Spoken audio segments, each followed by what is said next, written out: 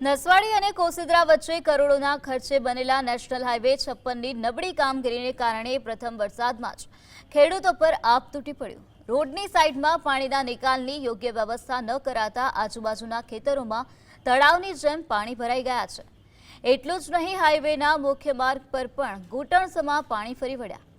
આકાશી આફત વચ્ચે ખેડૂતોએ ખરીફ સિઝન માટે કરેલી મોંઘી વાવણી અને બિયારણ પાણીના તેજ પ્રવાહમાં ધોવાઈ જતા જગતનો તાત આર્થિક સંકટમાં મુકાયો।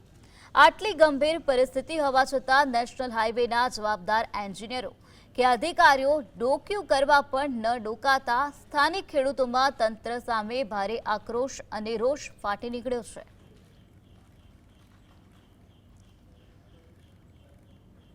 છોટાઉદેપુર જિલ્લાના નસવાડીથી જબુગામ સુધી જે નેશનલ હાઈવે બની રહ્યો છે, નેશનલ હાઈવે 56માં પહેલા જ વરસાદે પાણી ભરાયા છે। આપ તસવીરોમાં જોઈ રહ્યા છો, આ જે વરસાદ છે તેના પાણી ભરાતા ચારેકોર ખેતરમાં પાણી ફરી વળ્યા છે, એટલે ખેડૂતોને એક માઠી દશા બેઠી છે।